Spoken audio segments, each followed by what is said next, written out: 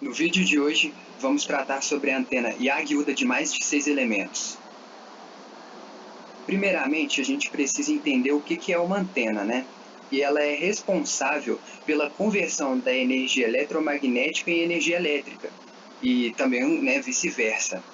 E nesse trabalho, a gente vai tratar especificamente da antena Yagi-Uda. Ela é um tipo de antena, né, dentre vários que tem no mercado, e basicamente ela é igual a essa imagem que a gente tem aqui. Nós vamos tratar ela com mais de 6 elementos, a gente vai entender mais para frente o que cada elemento significa, e a gente também vai trabalhar sobre conceitos-chave, como o princípio de funcionamento delas, aplicações, vantagens e desvantagens, e assim por diante. A chave para compreender a antena Yagi é conhecer as fases das correntes que estão fluindo nos diferentes elementos da antena, né? Então, por exemplo, a gente tem aqui a antena Yagi e a gente tem aqui o elemento excitador, né, que é um elemento ativo.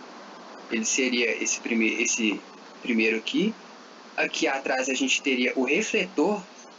E os elementos que estão à frente, eles são os diretores, ou seja, eles servem para direcionar a onda. Aqui a gente pode perceber que o comprimento, né, do excitador deve ser lambda sobre 4, que é a mesma proporção que a gente encontra quando a gente estava tratando sobre linhas de transmissão em trabalhos passados. Sendo que, para frente, né, os elementos diretores da onda eletromagnética, a gente tem que a razão seria lambda sobre π. A gente também sabe que esses elementos, né, os diretores, eles são parasitas e eles operam irradiando seus sinais em uma fase ligeiramente diferente daquela do elemento acionado. Então o sinal é reforçado em algumas direções e atenuado em outras. Aqui a gente vê que os elementos adicionais da antena Yagi, eles não são acionados diretamente, ou seja, eles são passivos, né? Eles captam a energia do elemento acionado e eles são chamados, portanto, de elementos parasitas, né? Os diretores. E para obter a mudança de fase, um elemento pode ser indutivo ou capacitivo. A gente vai ver exatamente como que cada um trabalha mais para frente e que cada tipo de reatância, lógico, vai ter uma característica diferente. Aqui a gente vê dois GIFs que ilustram muito bem a antena Yagi-Uda. Primeiro vamos ver esse daqui. A gente tem o E, que é o exciter, né, o elemento excitador. Aqui o refletor. E nós temos, no caso, dois elementos diretores. Lembrando que nesse trabalho nós trabalharemos com mais de 6, mas para efeito de ilustração, esse GIF ele ilustra muito bem o que a gente quer dizer. Então, vamos observar que para frente do elemento excitador, a gente vê que a fase vai, né, ligeiramente mudando até que haja interferências construtivas nas ondas. Então a gente vê aqui as ondas se propagando em fase e por isso a gente vai ter um ganho nessa direção aqui. E o contrário acontece quando a gente vai para a direção oposta. Então a gente também tem uma diferença de fase, mas essa diferença de fase ela vai provocar interferências destrutivas, então a gente vai ter menos potência irradiando pela direção contrária, né? Aqui a gente vê o mesmo processo nesse GIF aqui, mas com uma visão, lembrando uma visão de calor, entre aspas, né? Da propagação da onda, como que ela se dá, e a gente vê que corrobora exatamente com esse GIF que está mostrando no caso, né, teoricamente. Agora a gente vai tratar sobre os elementos parasitas, né, que a gente falou no slide passado. E primeiro a gente vai começar pelo elemento indutivo. E se ele for indutivo, a gente vai verificar que as correntes induzidas vão estar em uma fase que reflete a potência do elemento parasita. Isso vai fazer com que a antena de radiofrequência irradie mais potência na direção oposta a essa forma de elemento parasita. E um elemento que faz isso ele é chamado de refletor. O elemento ele pode ser tornado indutivo se você ajustar ele abaixo da frequência de ressonância.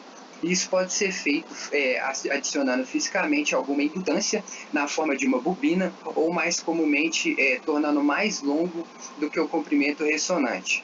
E geralmente é feito com cerca de 5% mais longo do que o elemento acionado porque desse modo a gente economiza custos e ainda consegue manter o elemento mecanicamente como uma peça, tornando mais barato e mais forte. O princípio indutivo a gente pode também ilustrar, por exemplo, comparando com uma cavidade, uma resonant cavity igual micro-ondas, que também funciona com o mesmo princípio de LC. Não existe um capacitor e um indutor acoplado.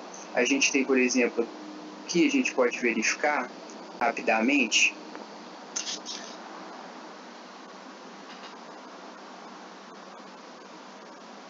um magnetron de micro-ondas.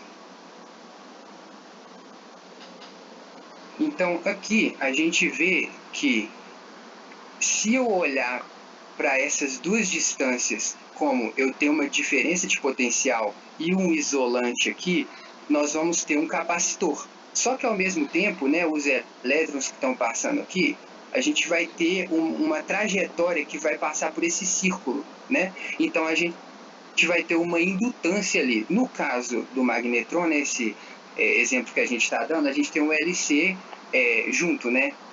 E no caso da nossa antena, a gente pode ter eles separadamente, né? Agora falando do elemento capacitivo, ele vai ser verificado se as correntes induzidas estão em uma fase que vão direcionar a potência irradiada por toda a antena na direção do elemento. Então, esse é o elemento diretor por definição. E pode ser feito um ajuste capacitivo acima da ressonância, ou seja, percebam que é o contrário, né, do elemento indutivo, porque eles são, logicamente, como já visto ao longo do curso, complementares. Isso pode ser feito também adicionando fisicamente alguma capacitância ao elemento na forma de um capacitor, como a gente viu, por exemplo, do exemplo do magnetron, né? A gente pode ter entre os elementos diretores, a gente vai ter condutores e o ar seria um isolante. Então a gente tem um capacitor ali, né? Idealmente falando. E a gente pode tornar ele também 5% mais curto do que o elemento acionado, igual a gente disse do elemento indutivo, né? Só que seria o complementar dele. E a gente verifica que a adição de mais diretores vai aumentar a diretividade da antena, aumentando o ganho, porque vai aumentar o número de interferência construtiva, mas a consequência disso é que a gente vai reduzir a largura do feixe, né? E a duração dos diretores sucessivos vai ser ligeiramente reduzida também. Heron, se puder voltar, por favor, para a apresentação.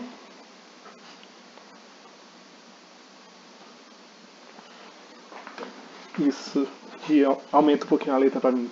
Obrigado. Então, vamos falar agora sobre algumas considerações sobre o ganho. Né? O que interfere no ganho? Então a gente tem alguns fatores principais. Primeiramente, o número de elementos. Né? Quanto mais elementos a gente tiver nessa antena e aguda, maior o ganho que nós teremos. Né? No caso, a aguda ela tem apenas um elemento ativo e um elemento reflexivo. Então a gente sempre vai adicionando apenas elementos diretores. Cada um deles faria um ganho, uma interferência construtiva nesse sinal.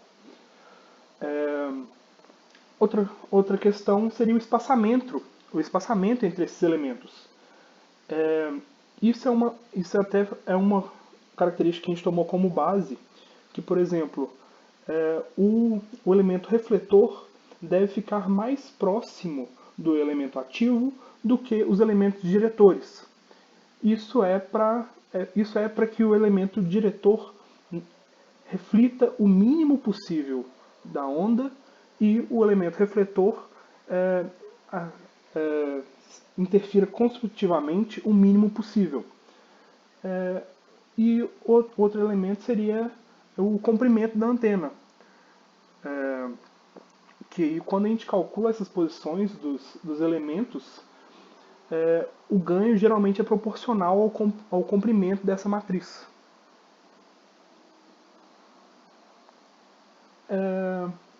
Então, como a gente ia falando, Aqui a gente tem também essa tabela que mostra exatamente uma expectativa de ganho aproximado, né, de acordo com o número de elementos em uma antena Yagi-Uda. A gente pode ir vendo que a cada elemento que a gente vai adicionando, a gente aumenta um pouquinho esse ganho. Então a gente vê que com uma antena de dois elementos, que seria apenas o elemento ativo e o refletor, a gente teria um ganho de 5 dB. E quando a gente já chega lá para 7, o ganho já passa ali para 11,5 dB. Bom, agora sobre algumas características da antena Yagi-Uda, vamos falar um pouco das vantagens. Primeiro seria o alto ganho. Depois, ela tem um fácil manuseio e manutenção. Pouco desperdício de energia, ela é uma antena bastante eficiente. E ela pode ser construída para trabalhar com uma ampla cobertura de frequências. Outra vantagem dela é que ela é uma antena que mantém um sinal extremamente direcional. Então, a tendência é que todo o sinal esteja focado naquela direção esperada. Já as desvantagens é que ela é bastante suscetível a ruídos e também a efeitos atmosféricos.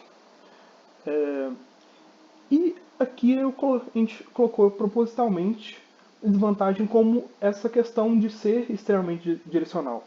Porque isso, dependendo do projeto, pode ser uma característica excelente, mas quando o projeto não requer esse tipo de comunicação mais direcional, de transmissão mais direcional, essa pode ser uma grande desvantagem que faça você optar por não utilizá-la. Aqui nós já entramos no software 4NEC 2. Né? Aqui à esquerda nós temos a antena projetada. Aqui ela está com apenas 7 elementos. E aqui a gente pode observar que o elemento refletor ele é bem mais comprido que os outros e também que ele está um pouco mais próximo do elemento ativo do que os demais. Então aqui nós temos os parâmetros, né, que nós utilizamos. A gente optou por fazer uma antena que trabalha na frequência de 900 MHz e, consequentemente, utilizando o valor da transmissão, utilizando a velocidade da luz no ar, né, a gente chega também a esse comprimento de onda de 0,333 metros. O que mais que eu posso abordar aqui? Isso, a impedância. Nosso objetivo era chegar nos 50 ohms de impedância, só que aqui nós acabamos ficando até próximos, mas não tão precisos. Nós atingimos 46 ohms com 7 graus negativos de defasagem. E aqui, por que nós chegamos a nisso? Porque o nosso objetivo foi tentar aumentar ao máximo o ganho. Porque quando a gente utilizou o software, ele oferece uma opção de otimização da antena e nele a gente tem que escolher quais os parâmetros desejados e para que ele consiga otimizar automaticamente. Então nós optamos por maximizar o ganho, que chegou na faixa dos 10,94, e em detrimento dessa pequena variação na impedância. Mas isso, puxando para a nossa apresentação passada, é uma coisa que é mais fácil de ser lidada. Na última apresentação nós mostramos uma série de circuitos e esquemas que podem ser utilizados para fazer um casamento de impedâncias. Isso, dispositivos. Para fazer um melhor casamento de impedâncias.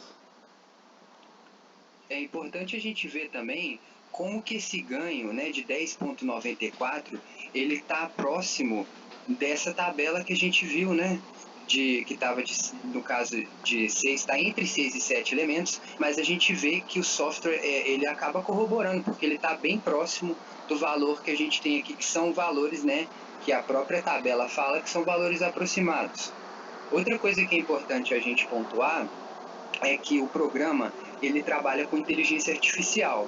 Então, quando o Bernardo explicou a questão da gente ter achado uma impedância de 46,1, é porque o programa, né, ele vai fazendo através de inteligência artificial como algoritmo genético, né, o Evolve, e ele vai tentando achar soluções dentro daqueles intervalos que você coloca como referência. Então, muitas vezes você pode cair, por exemplo, no mínimo ou no máximo local, ao invés de um mínimo e um máximo global. Então, é um problema muito conhecido na engenharia, né, que a gente trata principalmente em cálculo 2, né, com método de otimização de Lagrange, enfim, a gente não vai entrar, né, no mérito disso, mas essa limitação do software é que faz com que a gente não chegue no 50 cravado com zero de defasagem. Outra coisa que a gente tem que pontuar é que a radiação, a eficiência de radiação colocada aqui é de 99,58. E a gente tem como input power, né, a gente tem 100 watts. Isso quer dizer que a gente tem uma eficiência de 99,58 watts sendo irradiado na direção que a gente quer e 0,42 watts sendo irradiado em direções que não são do nosso interesse. E, dessa forma, a gente pode pegar aqui e fazer uma conta rapidinho de 99,58 dividido por 0,42 para a gente ver a relação, né, frente-costas, não em dB, né, a gente está vendo em watt, e a gente chega no número de 237.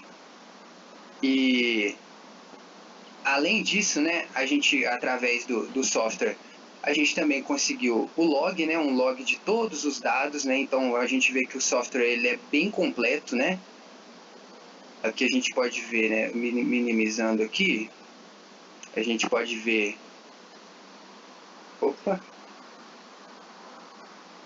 todos os dados, né, obtidos, tudo certinho. E vamos voltar para a apresentação. Você tem alguma coisa mais a pontuar aqui, Bernardo? Não, nesse slide não. Pode passar, por favor. Aqui nós já temos o diagrama de radiação, isso em 3 dimensões, né? Então aqui a gente colocou vários ângulos para facilitar a visualização. E a gente nota que, especialmente essa barra da esquerda, nos mostra onde está concentrado essa energia essa energia que está sendo transmitida. Então a gente vê que quanto mais puxado para o rosa, mais avermelhado, mais puxado para o rosa, maior a energia. Então a gente vê que está bem nessa pontinha. Enquanto o restante quase todo está num azul claro, apenas na direção que nós queremos transmitir essa informação está contido a maior parte do sinal. Aqui também esse mesmo diagrama de radiação, só que no caso a gente analisando ele de maneira polar, né, e em duas dimensões. Então a gente tem aqui à esquerda o plano vertical e à direita o plano horizontal.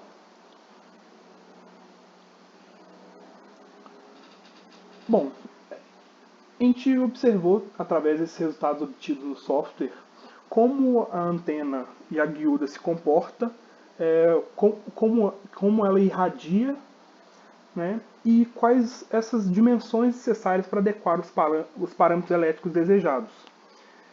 A gente viu também como ela opera para direcionar as ondas através de interferência construtiva e destrutiva e como a gente obtém o ganho através dessa topologia.